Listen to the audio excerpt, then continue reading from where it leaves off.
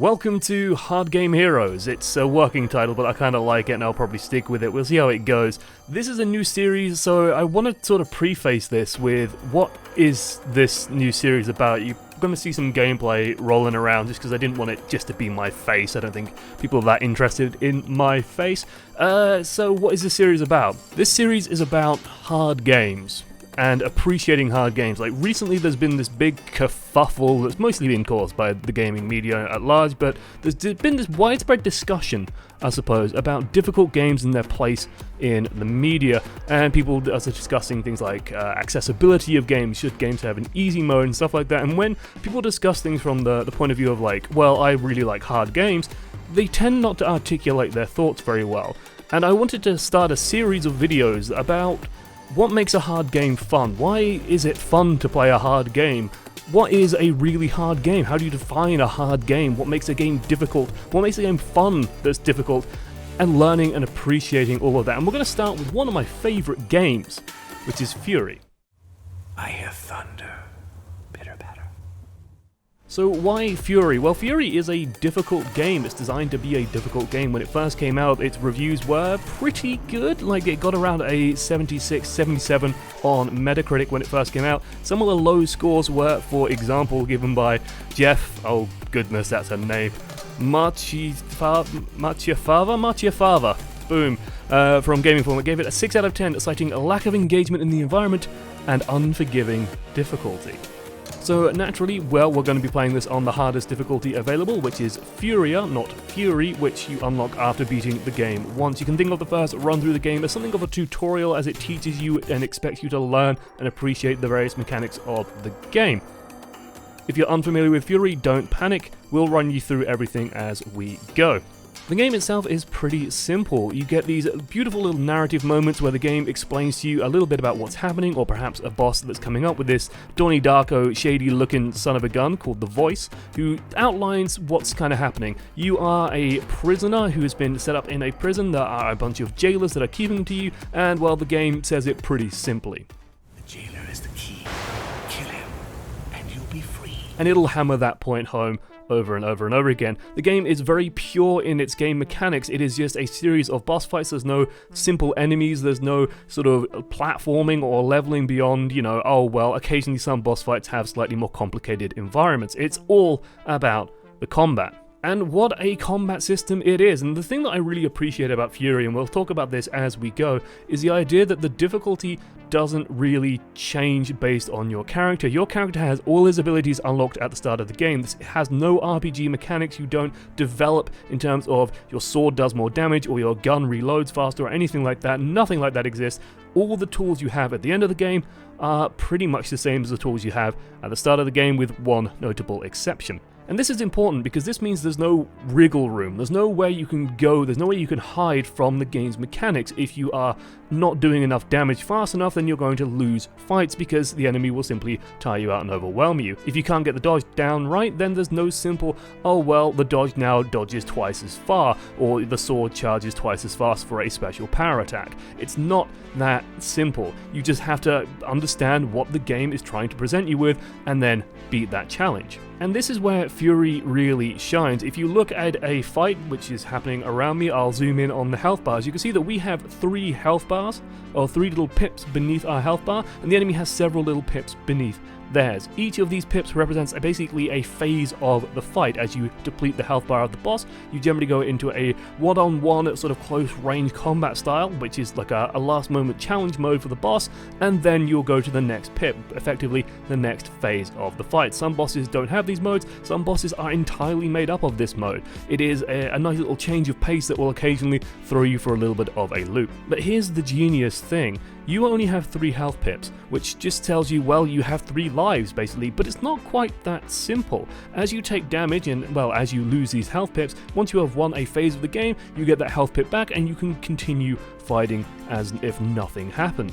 This is great because it gives you a comeback mechanic in the game. If you start falling behind on your health and you start losing, but then you can pick up the momentum again, it gives you a great way to just surge back into the fight. It is also a nice way of sort of keeping score. If you can get to the final phase when you have 3 health pips left, then you probably have, well, you know that you have 3 attempts to try and learn and master that final phase. And the final phase will get a special mention, because the final phase is generally when the boss goes immortal and you are presented with some sort of bullet hell style assault course. You have to dodge and juke various attacks for a period of time, and when you successfully do it, then you've won. You've defeated the boss and you can move on to the next one. Congratulations. And the bosses are where this game really shines. There's a whole pile of them and they all have fairly interesting names, which is just simply like a noun, which I kind of like, as anyone who's played in my D&D campaigns can attest. I generally like characters who have names that are just nouns. So the bosses are the chain, the strap, the line, the scale, the hand, the song, the burst, the edge, the beat, and the star to finish things out. Each boss generally poses you a simple challenge. In the original campaign on the Furi difficulty, they are generally sort of tutorials until about the 7th or 8th boss, where you're expected to understand most of the mechanics of the game, and then it can really start challenging you. No such luck with Furier. It throws you in on the deep end pretty gosh darn quick with the Chain, the first boss, who you're designed to kind of hate. He's a bully, he tortured you, he imprisoned you. Well, he's kind of a pain in the ass, actually. He has very quick attacks, and Furier sets the pace very fast when letting you know that, yeah, you do not have much time in terms of reacting to various things coming at you. The game is very punishing in that if you miss something by even half a second, you're probably going to take some damage and you're going to be hurting for it. The game isn't entirely unfair though, and isn't entirely without combat mechanics, in that when you parry an attack successfully, then you will get some health back, and if you parry perfectly, well, you'll get this little cutscene and you'll get to do a bunch of extra damage. So let's talk about why Furi is such a good example of a difficult game and some of the challenges posed throughout the game.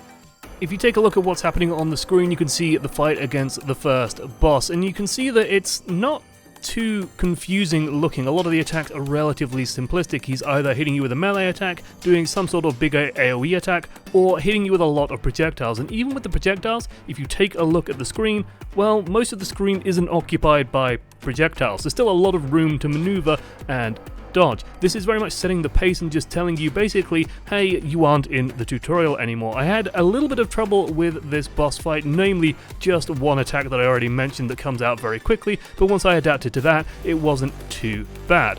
And I think this is the key to Furi's difficulty and why it's such a good example of a difficult game. The boss fights don't really change. They follow simple sets of rules and simple patterns. Every phase has a bunch of attacks inside it, which all pose interesting challenges for you to solve, and they're all solved by the same ways and the same rules. You parry melee attacks, you can parry a lot of projectiles, and you have to dodge a lot of the larger AoE attacks or lasers. Once you understand these rules, it's simply a matter of margins of error. If an attack comes out very quickly, then you have to react very quickly to it. Some attacks also have certain rules attached to them. Simply, melee attacks have that interesting little wheel noise. I'll play it for you so you can hear it. And that always signifies that an attack is about to come. Sometimes animations will be used to fake you out. One boss in particular does this quite a lot, and it can be very easy to get caught out by it. Once you know the rules, after that it's simply a matter of practice and finding efficiencies, finding ways to improve at the game. So with the first boss, it's fairly straightforward. He plays a lot like a relatively late game boss from the normal game. The second boss poses a unique challenge in that the boss ups the ante with projectiles. This boss fires out a ton of projectiles and basically forces you to constantly try and deal with them. This is something that the game is going to continue throwing at you, which is basically making life harder by, you have to dodge attacks or you have to parry attacks while also having to deal with projectiles or AoE attacks. Ultimately, the first two bosses did not cause me too much issue until I reached the third boss, who had his own important lessons to impart. Fittingly, the third boss is themed around time and the control of time, and this boss teaches you one thing above all else: patience. I have to admit, as a player of games, I am very aggressive in my nature. I tend to go on the offensive when I think I can get away with it, and this boss is all about almost like a judo-style juxtaposition. He counters your attacks quite often. Generally, when you attack him or when you attack the sort of environmental things you have to destroy, then there will be some sort of counter force, whether it simply bounces a projectile back at you, or whether it spawns these massive ground-covering AoE slots that you have to deal with. And it took me a lot of practice just getting used to dealing with these and sort of pacing out my attacks correctly to not get destroyed. I died way too many times against this boss. It was sort of my first major roadblock, but it taught me one thing above all else: patience. But I never really felt cheated by the game. I never felt that the game was being unfair. The rules were all set there for me. I just simply had to avoid the attacks that were simply flowing with patterns. Like, it was the same pattern over and over and over again. It was beatable, therefore I should be able to beat it. And speaking of patterns, this only got harder with the fourth boss. The fourth boss introduces a couple of new mechanics, namely a poison style mechanic where if you get hit by his green attacks, then what happens is your screen gets a bit wibbly wobbly, and that can be very distracting and very disorienting when precision dodging is the name of the game. This boss acted as my second major roadblock and highlighted that I did have a weakness indeed with how I set up my dodges. In fact, it was this boss that sort of taught me that I needed to change how I was approaching the game, and once I realized that I had to change how I was thinking about dodging and how I was setting up my button presses to actually engage with the dodges, things started to get a lot easier.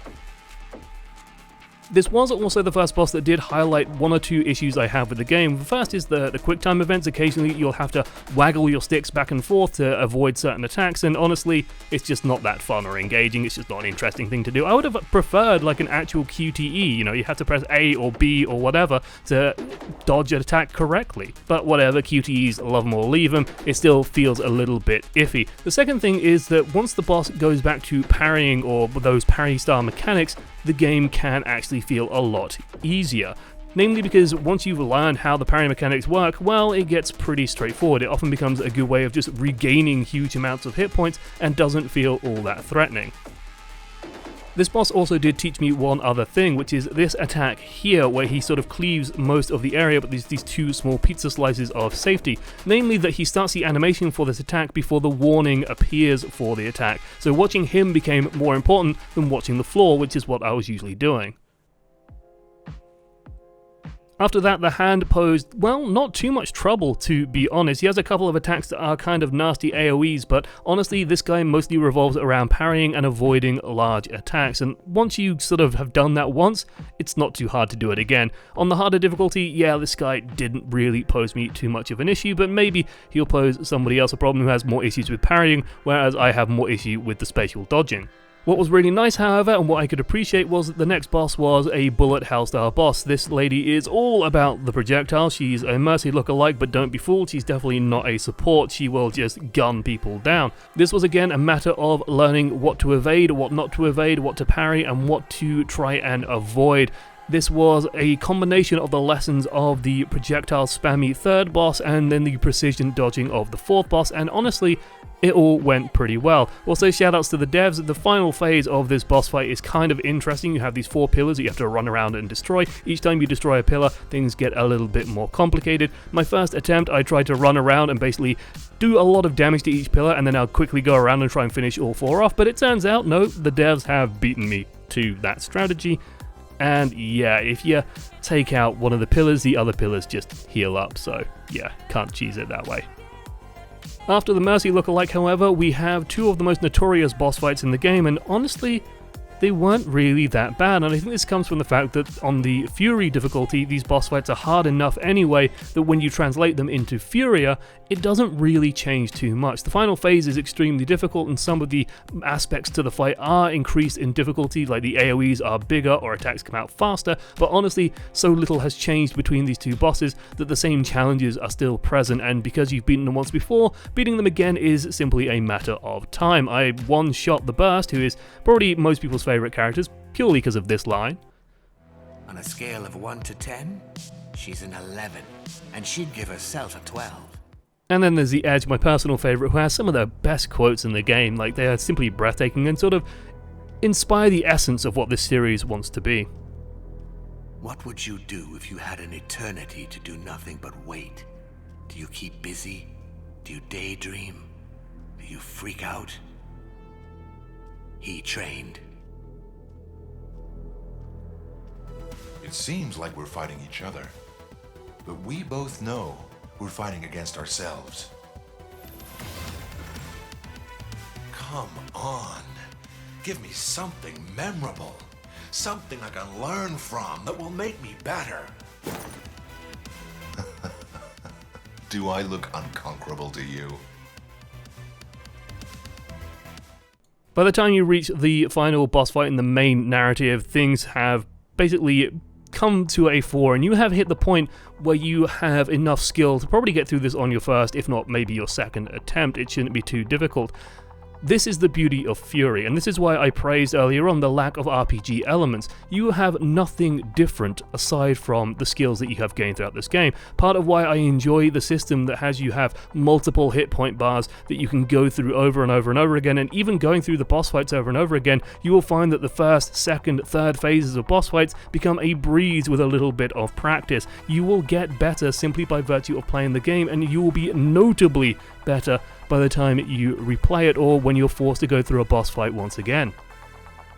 And the nice thing for me is that there is no way around it. Like I mentioned, there's nowhere to hide with this game. You can't go and grind for 30 levels like you could with Dark Souls, for example. You can't just have all the abilities available to you like with Bayonetta or with God of War or anything like that. You have to simply get better at the game. And there's no greater test of that than the final boss. The start poses you some unique challenges. While it's a little bit distracting that you're suddenly in a mech suit and that you're suddenly in space, although the game does foreshadow this actually. Our man on the rocks, he knew a lot. He even figured out why you were sent to us. Look at the sky, he kept saying. The dot on the sun. But no one listened. Bravo. Well done, the game bakers. It's kind of a difficult boss fight purely because this is the culmination of a lot of your skills. The only thing that sort of disappoints me with this boss fight is that you don't really get to show off any sweet parrying. You have a little bit of parrying here and there as the little drones come and attack you, but this boss fight took me a long time, particularly the third phase, or the second to last phase. I'm not sure if it's the third one off the top of my head. It's a very difficult phase with not much room to dodge if you're just trying to evade certain ground sort of AoEs very stupidly like I was trying to do at first. I had to readjust my strategy once I realized that what the game was asking me to do, or what it seemed that the game was asking me to do, just didn't really seem possible or consistent. So what I did was I stopped, I had a bit of a think, and then I came back at the game with a refreshed mind, found a strategy that was far more consistent, and as a result the boss fight soon became mine, not too long after.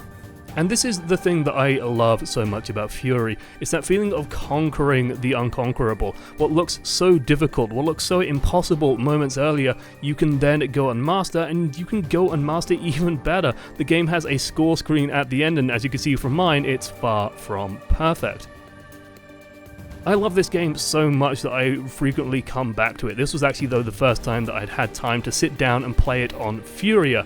And I still love it, I still appreciate it. There were moments of frustration, sure, but the feeling of success, even though they weren't clean, does really fill me with a lot of joy, and I think that satisfaction is really important. I feel like I've improved as a gamer as a result, and if I go and play a similar game that's relying on timed parries, such as Sekiro, Metal Gear, Bayonetta, or any of the Platinum style games in general, I can actually be better at those games. It feels like my sense of control over dodging and things like that, and my agility on aiming the controller and where I want to go has improved as a result of this game.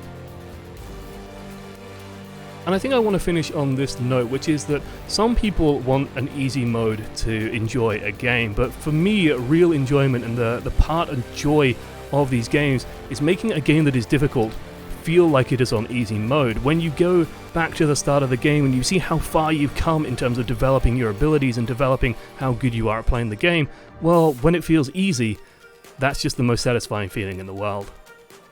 Alright guys, thank you for watching to the end. Do let me know what games you would like me to look at. Sekiro seems like an obvious one that I'll probably be starting on after this video is up. But I'd be curious to know if there's games out there that you guys want me to take a look at in particular. This series wants to celebrate difficult games and enshrine the things that they do that make them difficult but satisfying and fun. We might also take a look at some games and some examples where the difficulty might not really be very well implemented. There are certain games out there that implement difficulty quite badly and end up being worse games for it. I'm kind of looking at you, the start of the new God of War. Really wasn't too keen on that, but maybe I'll give it another look. Anyway, it's been my pleasure to bring this to you. I've been Josh, is one voice amongst many, and I'll see you next time. Toodles. Excellence is not an art, it's pure habit. We are what we repeatedly do.